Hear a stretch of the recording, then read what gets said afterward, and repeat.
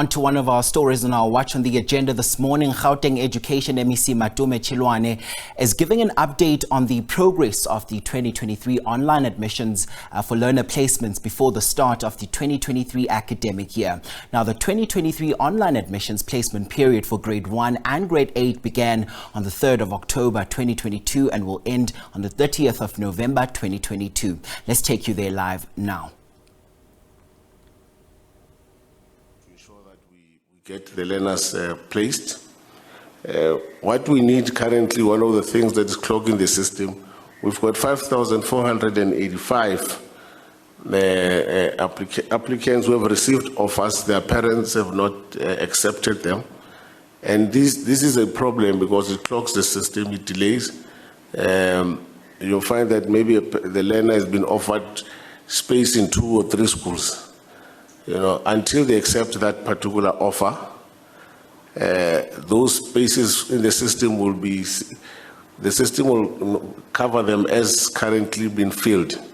So they need to assist us by accepting one of the places so that they free up the system so that we can also then move and begin to place our learners as well. So that is one of the big problems we're having. So we have that particular large number, which you can see that it makes a huge dent to the 12% that is there. However, auto placing has already started. If the parents have not accepted the offers, we will move with auto placing as we have done currently with some of the parents. We will auto place those learners into those schools and so that we can free up the space so that we are able to place the learners into those open spaces. So all this process will take place up to the 30th of November. Important to note, these are, I'd like to say, frequently asked questions. Firstly, we have begun with auto placing, and some of the parents have come back and said, this is not what I want. This is not the school that we wanted. But they were given an option, to say, here's an options of school. Where do you want to see your child? And the thing about this process is that when the parents apply, when you effectively saying these are the 3 schools I'm applying for, you are saying to us that you are happy that your child can go to any one of these schools. That's what you are saying to us. So when we place your child in any one of those schools, we are complying to what you have said to us, that you are comfortable with any of these 3 or 4 schools. And you find that some parents, for them, is an assumption that it's just a compliance process. It's not a compliance process. It's a process that says to us that you are happy with those set schools, and those schools, your child can go to either of those schools. So we have done that. We have placed those learners into those particular schools, and they've come back and said, this is not what I want. There's no school that they preferred. So I will get to the issues of appeal with regard to this matter. We are busy with transfers. The key issues that affect transfers is, firstly, you have parents that have applied for schools based on using their work address. Parents that have applied, that have not full siblings, correct, and their home address. Thank you. Yes. So that process itself it's a bit complex. However, you find that there's a 30-kilometer radius from the home or 30 kilometers beyond. Now, how we deal with that process, we look at, firstly, it's not about how quick or early you have applied, because there was an assumption that when you arrive early in the morning, then it's a first come, first serve. We don't do that. We don't use that as a criteria. We look at the home address as, I'm saying, siblings, work, 30 kilometers or beyond 30 kilometers. The issue of the 30 kilometers is just a transformation. It's for transformation purposes. You know, we don't have schools that we call them a white school. We don't have a white school in our province or a black school. We have schools in our province, and eligibility for learners should be considered as such. You know. So the 30 kilometers. So what happens is that parents apply using their their work address, but when you look at the utility, you find that the school nearer to their home is where the space is available. Find that parents, for instance, where we are in Parktown, they work in Parktown, they'll want their children to come to Parktown, but you find that Parktown, you will see in terms of our high pressure schools, is also one of the high pressure schools. There is no space. So when we place them closer to their school or closer to their home address. You know, that's how the transfer process will work, and it's working currently. Because we look at schools where their spaces are available. You know, so that's with regard to the current placement. We have 313 high pressure schools, primary schools, and 234 high pressure secondary schools. In the past, the system, once it reached its maximum, it would black out in the previous year. But based on some of the concerns that were raised by the schools, amongst those is that the system might say that we are full, but most of those who would have applied, maybe they've got incomplete application, they don't comply, and that made it very difficult. So they had requested that let's just not black out any school. Let's allow the process of application to continue either way. And you will see this by the numbers we give with regard to high pressure schools. These are the list of the 10 high pressure schools in the province. Like I said, there are 313 in the province, primary schools.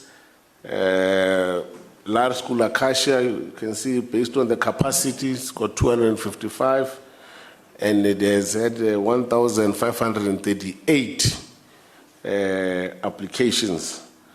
The list is outlined there, you can see.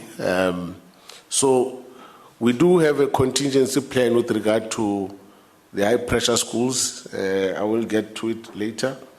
High schools, you can see, as I've said, Parktown Boys High is also it's in the top 3 as a high pressure school, 2328, like I've said, and look at the space capacity is 152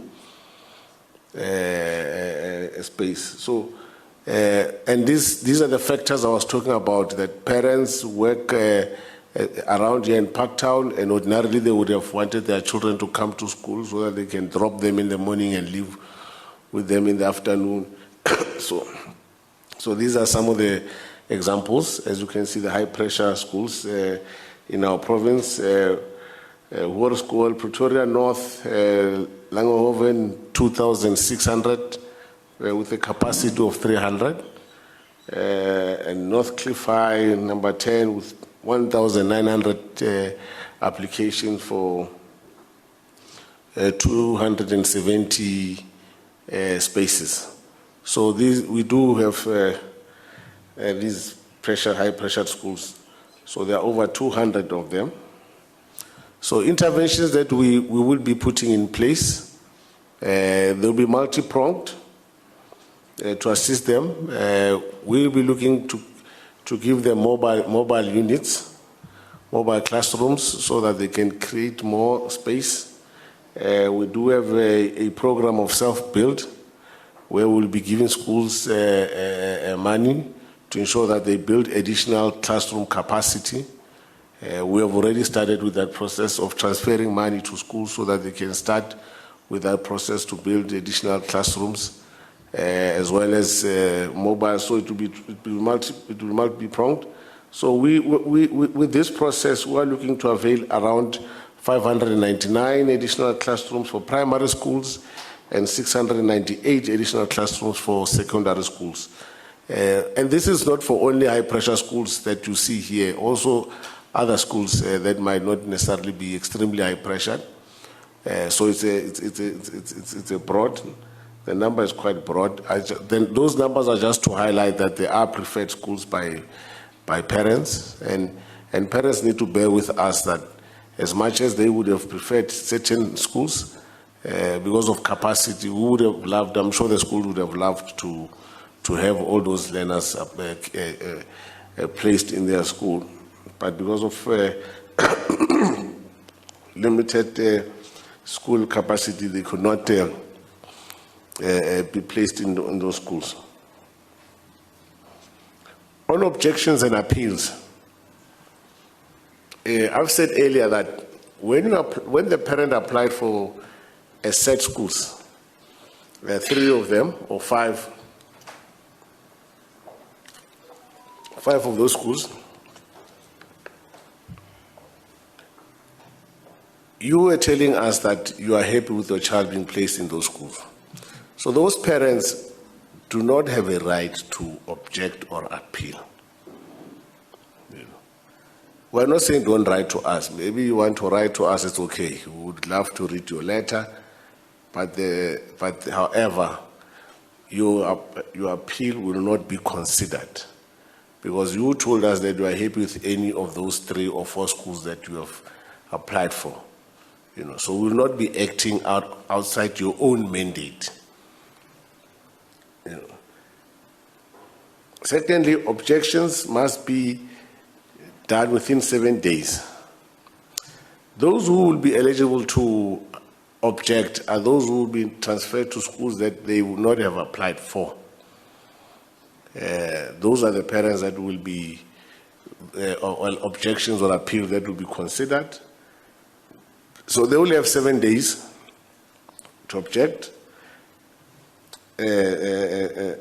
To object the placement offer, the transfers. All objections will be judged on merit.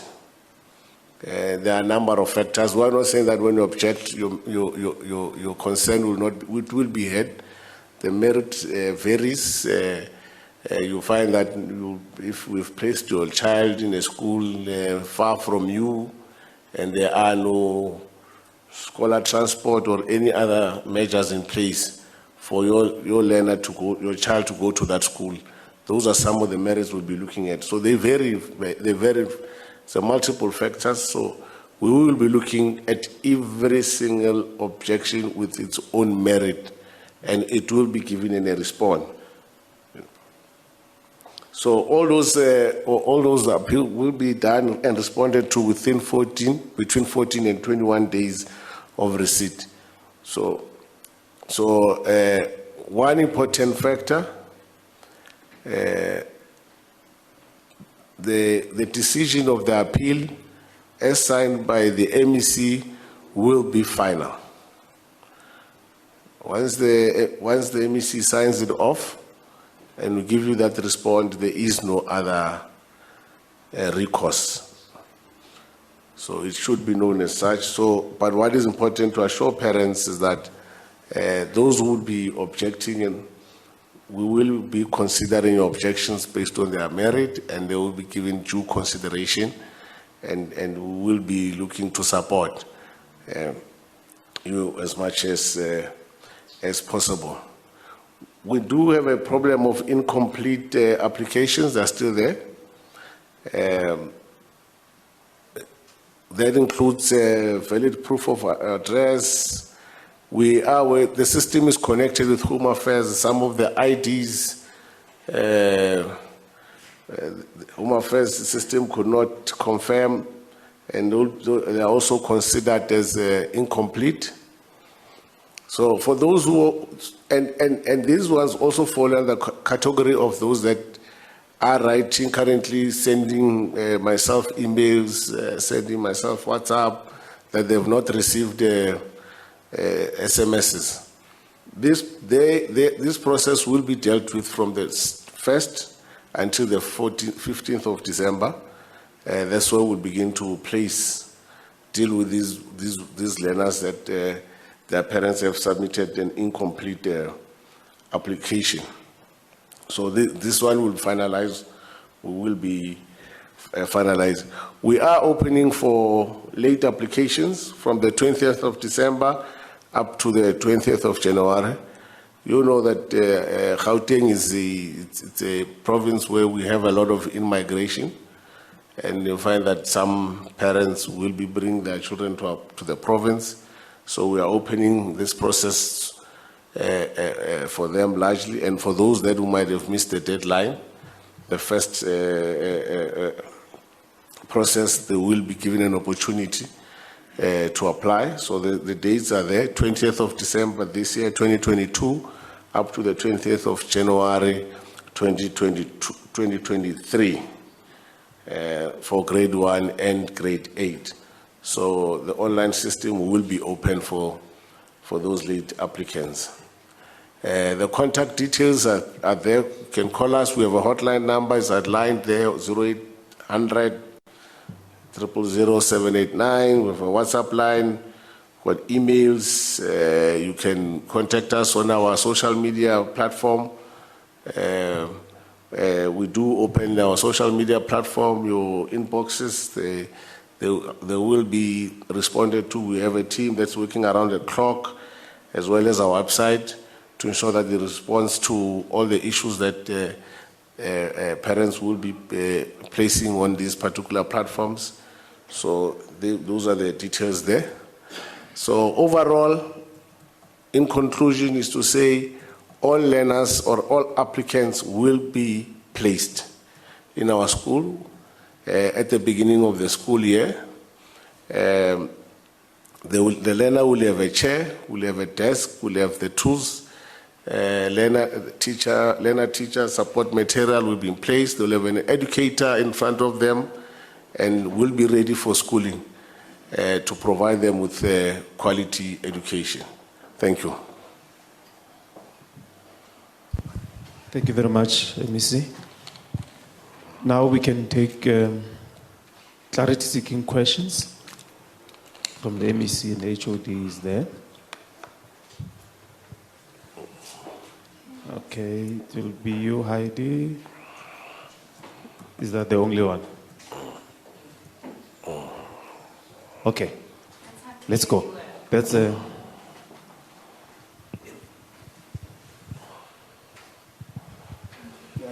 Yes. Thank you. It's Heidi Jockers from ENCA. I just want to ask in terms of that school in Vlakfontein. So the learners say that they don't have furniture to sit on. And that's part of the reason why there's... What's wrong?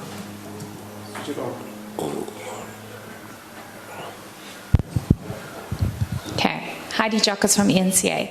I just want to ask about that school in Vlakfontein. So the learners say that they don't have furniture to sit on, and that's also part of the reason why there's a lot of fighting that's happening. Are you aware of this, and how do learners not have furniture to sit on? Apparently, people stand while they're writing exams. And secondly, what's happening with the principal there? Because I understand that he's not been suspended yet. Why?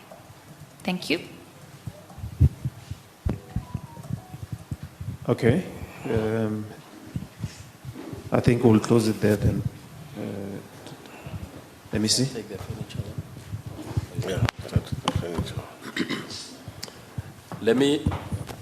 Let me deal with the furniture issue, because it does not only affect Vlakfontein, it affects many of our schools.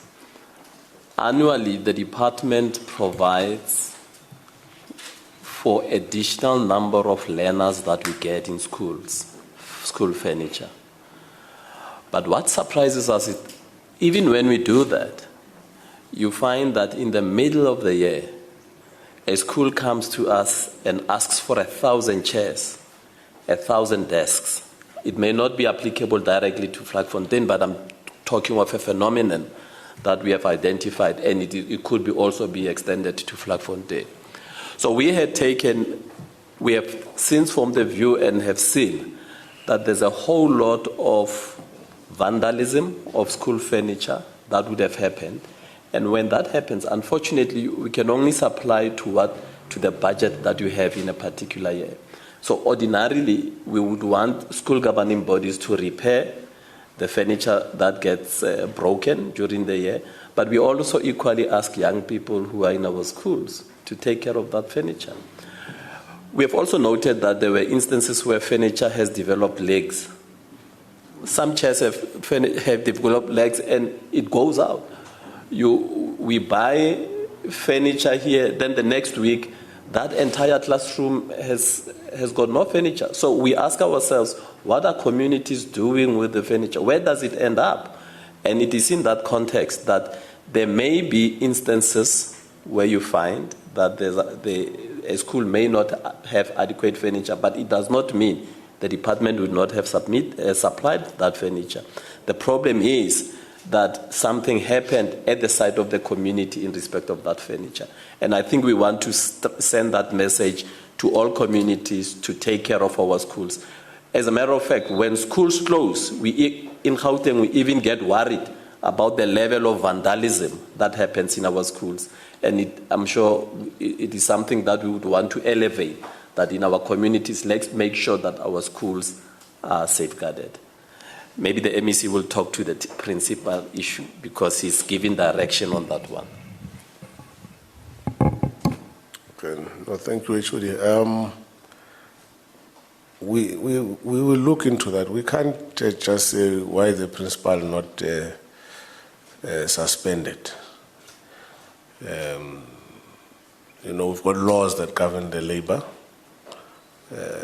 So we will look into the issue of the principal, and if there are where we feel that he has erred, there will be action upon. But so far, we've had the concerns. We've gone to that community, we've gone to the school. There's quite a number of accusations that were leveled against him. So we're busy investigating them. Upon the conclusion of that, then we'll take a necessary action. Remember, we are not in the process of, like in the private sector. I'm sure in ENCA they can just decide to fire you tomorrow, and then there's no fundamental implication. But we are governed by laws, and we have to look at all the merits in place, and first we'll have to see if we can assist. If the principal has a problem that we can help with, that's where we start. We will be looking first to see how we can assist so that the principal can come back and do their works properly, complete their duties properly. So we are looking into it. There's a process in place, and a decision will be made very soon with regard to the principal. But what is important about Kalabucha, and it's one of those schools that are in the hotspot areas for crime. The Vlakfontein area, that Fine Town, they've been in the media of late with regard to some shooting incidences. So you could get a sense that, in fact, schools, just to put it this way, schools are very receptive to the immediate community.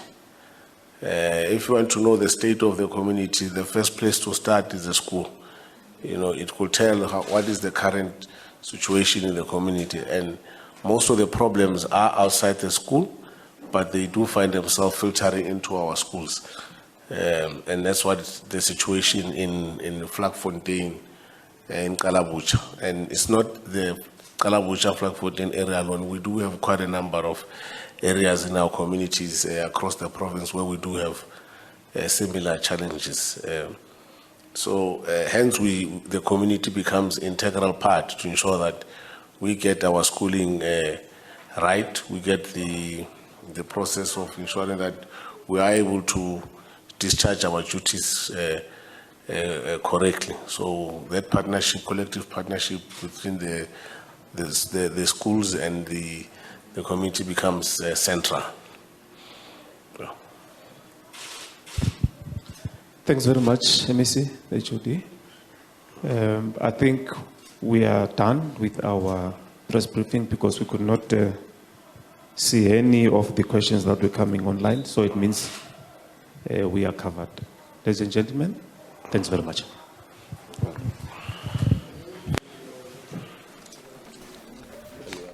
Okay, we're coming out of that media briefing now with the Gauteng Education MEC. Of course, taking this time to address a bevy of issues there ahead of the 2023 academic year. And of course, some of the greatest takeouts from that, we're just noting that late applications will be allowed, and this will be between the 20th of December to the 20th of January 2023.